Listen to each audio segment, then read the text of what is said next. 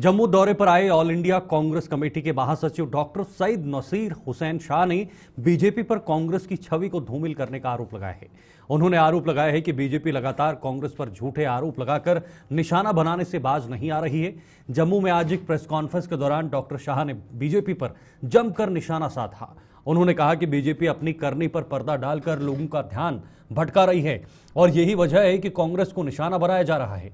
Doctor Shah ने statehood का हवाला देते हुए बीजेपी पर लोगों को बरगलाने का भी जिम्मेदार ठहराया है। सुन वो टाइम टू टाइम क्योंकि जिस तरीके का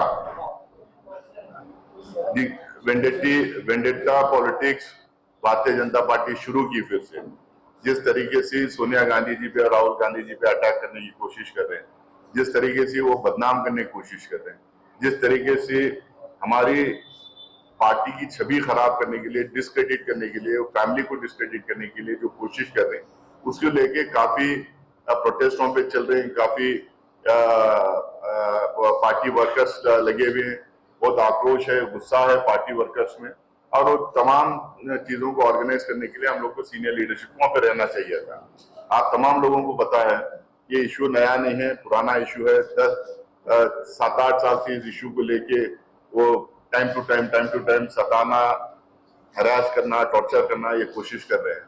ये एक पहला इशू मुझे लगता है कि 75 साल की हमारी पार्लियामेंट्री डेमोक्रेसी में करीब 80 साल होने आ रहे हैं। ये पहली बार ऐसा हो रहा है कि एक ऐसा इशू है जिसमें ना तो मनी लॉन्डर्ड हुआ है, ना पैसा किसी को दिया गया है, ना पैसा बैंक से निकाला गया है, ना प्रॉपर्टी किसी को दी गई है, ना प्रॉपर्टी कहीं से ट्रांसफर भी है, ना कोई मनी ट्रेल है। बिना मनी ट्रेल के पहली बार ऐसा है कि आरोप लगाया जा रहा है कि किसी ने पैसे दे दिया। ये नॉन प्रॉफिट ऑर्गेनाइजेशन है और नॉन प्रॉफिट ऑर्गेनाइजेशन में यहां तक कि सैलरीज तक ये लोग नहीं ले रहे, सैलरीज नहीं ले रहे। मीटिंग में जो बैठते हैं सिटिंग फीस होती है वो सिटिंग फीस नहीं ले रहे। कहीं पैसा कहीं से कहीं ट्रांसफर होते हुए दिखाई नहीं दिया, कहीं पैसा एनकैश करते हुए दिखाई नहीं दिया, कहीं पैसा एक जगह से लेके कहीं और प्राइसेस बढ़ते जा रहे हैं, पेट्रोल डीजल दाम के लगातार जो बढ़ते जा रहे हैं। इन तमाम सवालों से, चाइनीज एग्रेशन एक तरफ है, इन तमाम सवालों के को लेके, इन तमाम इश्यूज के लेके जो सवाल हम लोग खड़ा कर रहे हैं उससे अटेंशन डाइवर्ट करने के लिए इन्होंने फिर से वेंडेटा पॉलिटिक्स शुरू की है।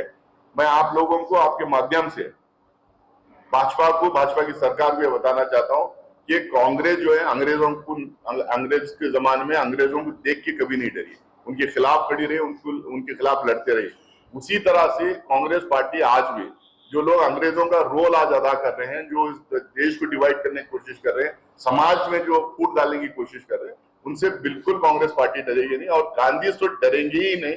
राहुल गांधी जी को जितना उन्होंने तंग करने की कोशिश की, टॉर्चर करने की कोशिश की, हरास करने की कोशिश की, भारत जोड़ो यात्रा में जिस तरह से वो रोड़े डालने की कोशिश की, उसको जगह जगह में उनका मजाक उड़ाने की कोशिश की, उनके खिलाफ केसेस करने की कोशिश की, देश के कोने कोने में उनके खिलाफ केसेस, उनके स्टेटमेंट्स को लेकर केसेस वगैरह डालने की कोशिश की। लेकिन राहुल गांधी जी डरे नहीं, डरेंगे भी नहीं, पीछे हटेंगे भी नहीं, लड़ते रहेंगे।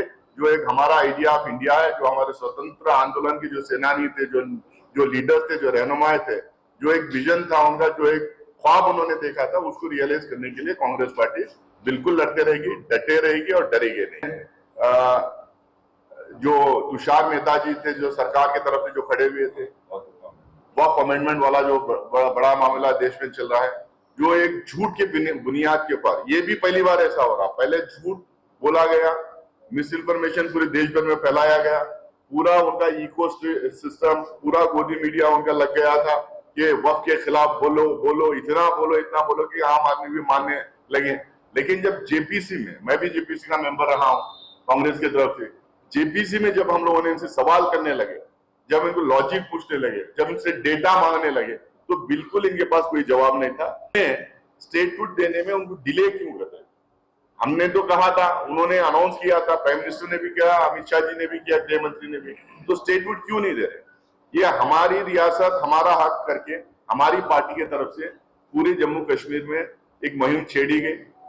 हमारे लीडर्स पूरे डिस्ट्रिक्ट्स में गए, लोगों को इकट्ठा किए, वहां पे अपनी बात रखी और सरकार से लगातार डिमांड करने का काम कर रहे हैं। तो ये डिमांड लगातार हम लोग करते रहेंगे, उसके खिलाफ, उसके लिए लड़ते रहेंगे। और पार्लियामेंट में भी हम लोगों ने बात उठाने की, अलग अलग बिल्स में बात उठाने की कोशिश की, कश्मीर की जब बात आई, बजट की बात आई, उस टाइम पे भी हम लोगों ने कहा, कई स्टेट्स का जब बजट का आया तो जब कश्मीर का जिक्र हम लोगों ने किया। हमारे मीटिंग्स में हम लोगों ने रेजोल्यूशन पास किया है कि स्टेटहुड का डिमांड बरकरार रहेगा। हम सेंट्रल गवर्नमेंट को पूरी तरह से दबाव डालेंगे वो स्टेटहुड देने के लिए। हमारे अध्यक्ष जी भी हो सकता है प्राइम मिनिस्टर को इन दिनों चिट्ठी भी लिखने वाले। और अहमदाबाद में हमारा एआईसीसी का जो सेशन था उसमें भी जो है रेजोल्यूशन में हम लोगों ने इंक्लूड किया है कि फुल स्टेटहुड जम्मू कश्मीर को मिलना चाहिए। वहां की आवाम को सिर्फ चुनाव करके सरकार बना देके फिर इनडायरेक्टली गवर्नर के थ्रू वहां पे रूल करने का नहीं होना चाहिए। यहाँ पे फुल फ्लेश स्टेटहुड देना चाहिए करके हमारे रेजोल्यूशन में हम लोग इंक्लूड किया है। तो उसकी लड़ाई हम लड़ेंगे। और दूसरी तरफ जो है, जो हम लोगों ने मैनिफेस्टो में अपनी बात कही थी, उस मैनिफेस्टो को इम्प्लीमेंट कराने की पूरी कोशिश करेंगे। जो स्कैम्स की हम लोगों ने बात की थी, उस स्कैम्स में इंक्वायरी करवाने का काम करेंगे, क्योंकि जितना भी लूटपाट हुआ है वो यहाँ की आवाम का पैसा है, वो यहाँ के लोगों का पैसा है। इनके लोगों के लिए जो पैसा था वो पैसा था।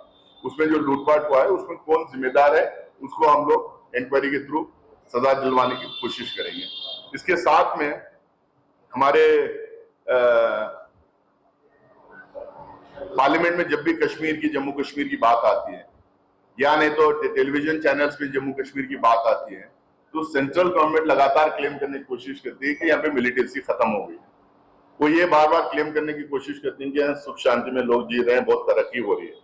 तो हम लोगों को जब आंकड़े उनसे पूछते हैं तो उनके पास आंकड़े नहीं होते, कई बार तो झूठ भी बोल देते हैं। तो इनसे हम लोग पूछना चाह रहे हैं, अगर सब कुछ ठीक है तो 2023 से मिलिटेंसी लगातार कैसा बढ़ते गई है। लेकिन सवाल ये उठता है, जिसके अंडर आर्मी है, जिसके अंडर बीएसएफ है, जिसके अंडर सिक्योरिटी की पूरी जिम्मेदारी है, जो होम मिनिस्ट्री और डिफेंस मिनिस्ट्री के अंडर जो आती है, जो वो लोग क्लेम कर रहे हैं कि सब कुछ ठीक है, तो ये मैं आंकड़े दे रहा हूं, तो फिर ये क्यों हो रहा है?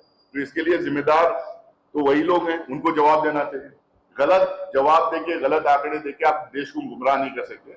जो असली हकीकत यहाँ पे जमीन पे है, उसको जो है अपने दिमाग में रखते हुए उनको जवाब देना चाहिए कि आखिरकार मिलिटेंसी जम्मू रीजन में पूरा क्यों बढ़ रही, कश्मीर में बढ़ रही, सब जगह भी में पता चला कि हर डिस्ट्रिक्ट में जो है फैल रही, तो क्यों फैल रही, कैसा फैल रही।